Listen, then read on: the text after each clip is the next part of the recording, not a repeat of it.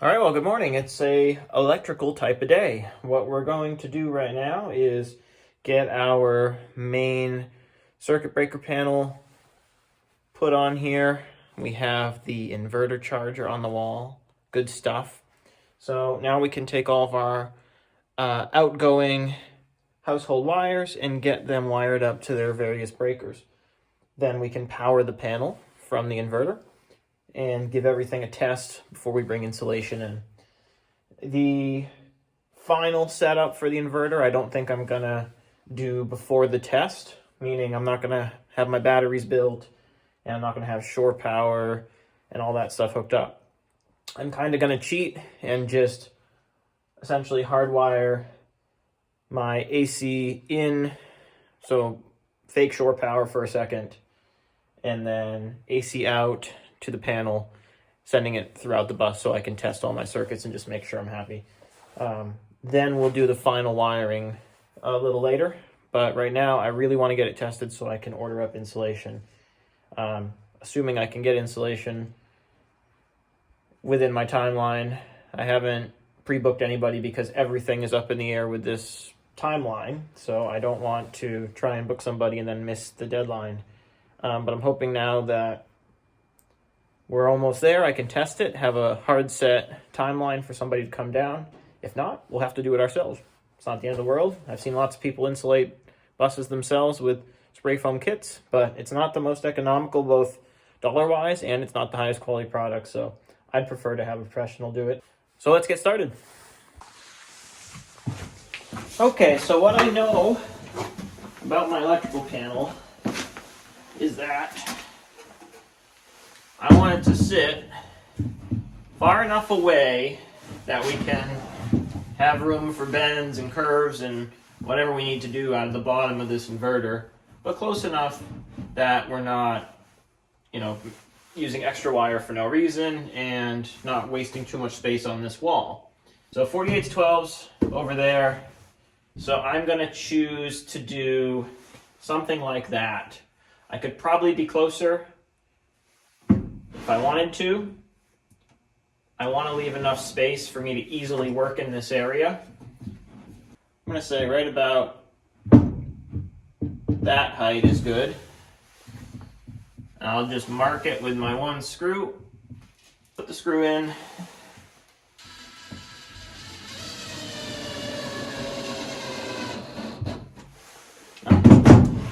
We'll hang that momentarily. Bring out our level. There we go, right there. And we'll sink our other screw.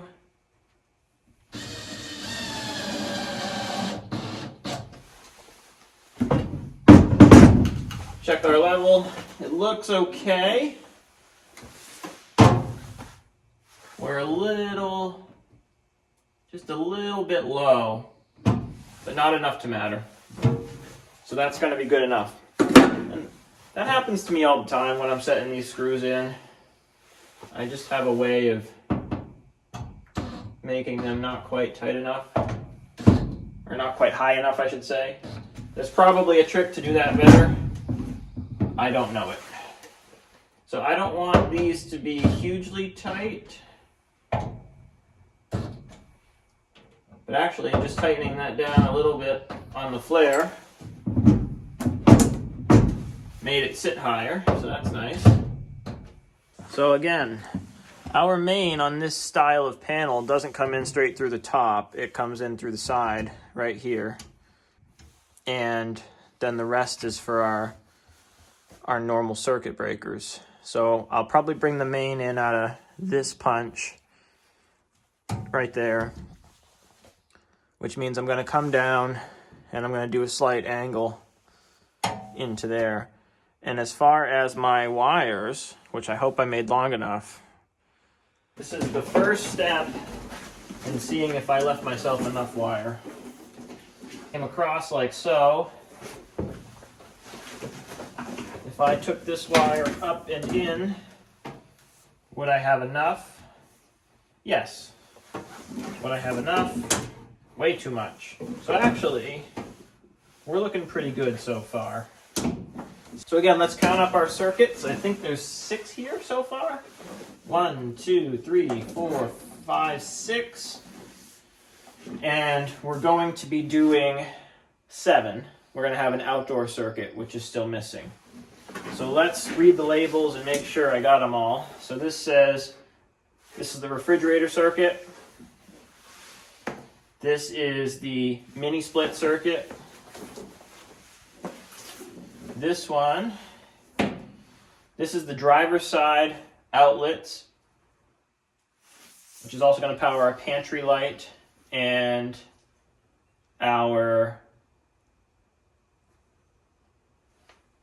shower light. This one is the kitchen, wall feed, and sink lights. So that's your passenger side. Should have my own one. And this is my other passenger side circuit to the very, very front. And this should be my washer, right? Yeah. So this is the washer and bedroom circuit. Okay, so I've confirmed I'm happy with that. It's time to punch out 6 holes. I'm going to start at the rear. Now, all you Sparkies out there can tell me if I'm doing that correctly. I don't know best practice for this, but my brain says I should start at the rear. So 1, 2, 3, 4, 5, 6. So my plan is to bring the bundle of wires in right here and then split them right around here on the stud and vertically stack my feeds.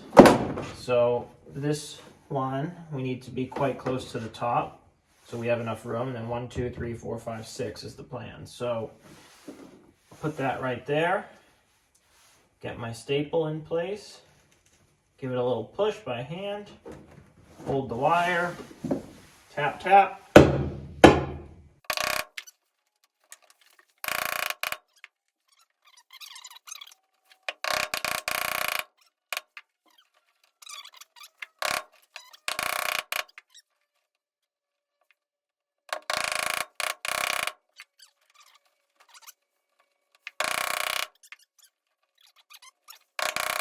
Is that a nice solution? I think it looks pretty good. 1, 2, 3, 4, 5, 6, yes. Committing. Wow.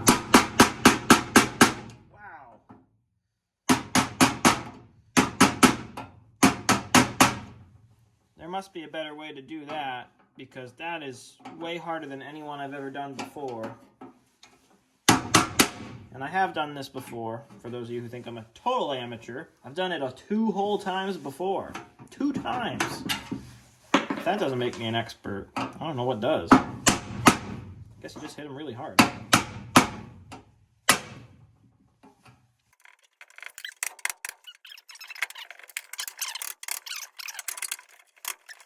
Just wiggle them back and forth a second. Okay. So that's good. Time for my clamp connectors.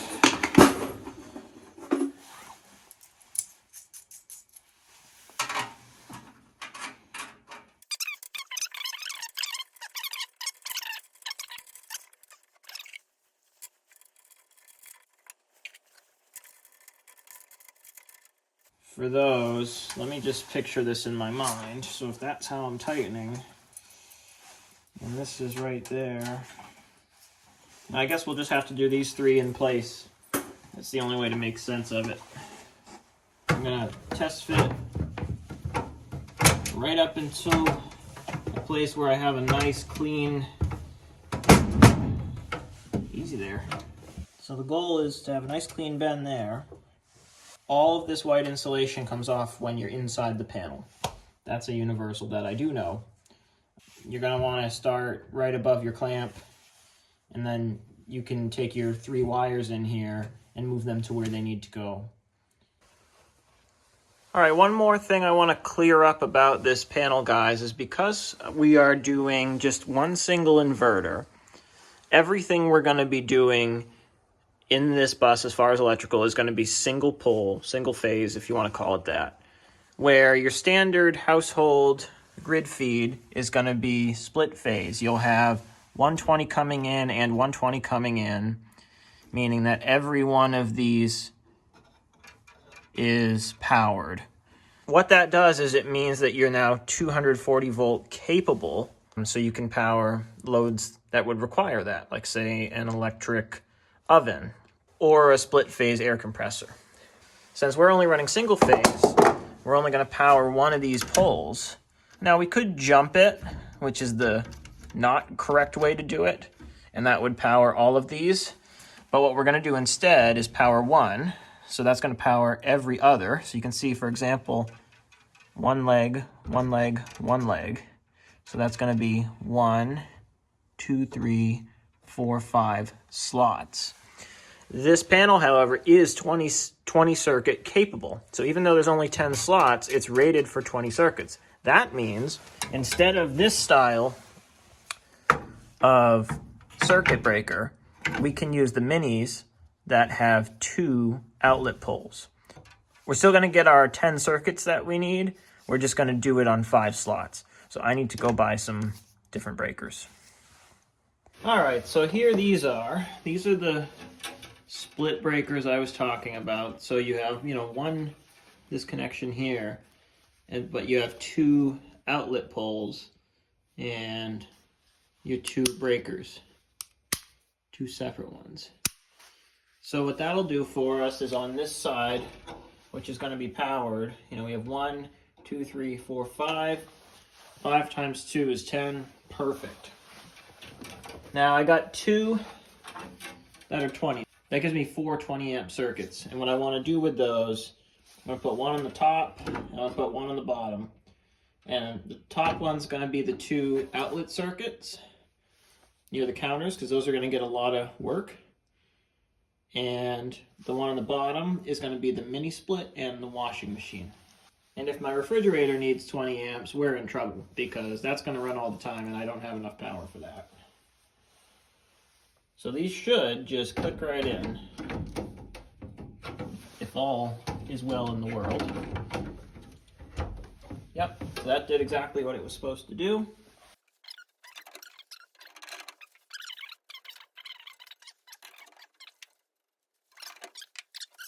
Get out my knife and my good pair of pliers and put you guys on time lapse and get to work. Oh, and before we switch over to time lapse, I also got these, which are quick connect, non-metal. I shouldn't say quick connect, but they're push inserts for the holes, the breakouts. Pop in. Yeah. And then you just jam the wire through and it can't go back through the teeth. So it's much, much nicer than these metal guys. Since those 3 are already installed, I'm just going to leave them there. But we'll use these for those 3. And one last thing, guys, before I throw you on time lapse. When it comes to my grounds and my neutrals, I'm not sure. I need to consult with an electrician if I'm going to be bonding these neutrals together with the grounds, or if I'm going to be using my ground bus bar over here. I'm not sure. What I do know for sure is the neutrals are going here regardless. I just don't know where the grounds are going yet. So I need to talk to my electrician buddies on that one. So that means white wires, our neutrals are definitely going here. Black wires, our feed powers are going to the circuit breakers themselves. The grounds I'm going to leave disconnected for now until I know.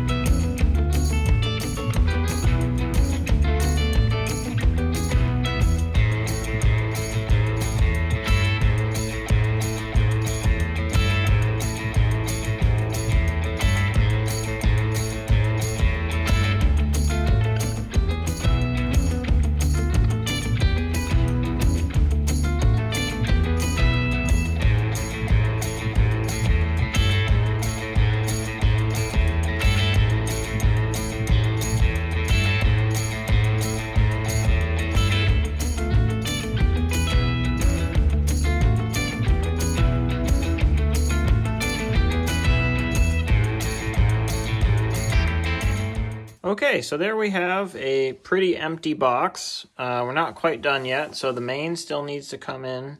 It's going to go through that punch out right there into there. We also need to add the hot water heater circuit and one outdoor, possibly two outdoor outlet circuits. So we actually have 4 open slots so far. I might need to swap one of these out for 20s again. I need to read the specs on the hot water heater, but I don't think it's going to use a lot. It's just a fan, basically. It's a gas hot water heater, so fan. And the pump, which I haven't talked about yet, the pump for the fresh water, when we're using the batteries or whatever, that is going to be a 12-volt pump, which is going to have a step down, or it's going to be on that step down circuit, same as the diesel heaters. When we're plugged into city water, we'll be using the pressure of whatever system we're plugged into. But when we're off-grid, that'll be 12 volts. So that system's not hooked into here at all. So basically that's it. I'm pretty happy with how clean it is. I just need to figure out if I'm going to ground these over here or if I'm going to bond the neutral to the box and ground that way. So we'll find out after I talk to some electricians. All right, so I just got off the phone with an electrician friend of mine, and we both agree that this panel should not be bonded. The bonding happens within the inverter itself. It's probably in the manual that I haven't read yet, but that makes sense because truly, when you're talking about bonding, you're only doing that to a main panel, not a sub panel. So even though this is a main, it's technically a sub panel because this is our main, if you really think about it. So even though there's no distribution to the other outlets there, this is our main panel. And that is getting grounded to the bus chassis, as well as, you know, when you plug AC in from our shore power, that'll be grounded to whatever that source is. So coming down to this with our single pole, we're going to have power, ground, and neutral. Power is going to come into our main, neutral is going to go to our neutral bus bar, and ground is going to go to our ground bus bar. And then that will be grounded as well to the chassis of the bus. So these grounds do indeed go over here, kind of like I thought. But I'm glad I talked to an electrician who could confirm that for me. Other interesting point, and I hope this helps other people who are studying this. I asked him about jumping, and he said it's fine. They do it all the time for off-grid homes where you only have one pole coming in. There's other ways around it. You can get special breakers and so forth that have one in but power this anyway without a jumper. And it eliminates the empty spaces. But he said a jumper is okay instead of doing the empty spaces, but either way is fine. So we're done with our electrical panel. I just got to hook these up, and then we can power it with our AC in, and we can put our ground to chassis. But I'm happy with that. We're going to power it next time in the next video, and we'll do some testing around the bus to make sure all of our circuits are happy and all is good. So I think that wraps it up for this one, guys. Like always, thanks for watching Highlandshire. Like, comment, and subscribe to the channel. Help us grow it so we can make sure that we can keep doing this. And I'll catch you on the next one. Thanks so much. Bye-bye.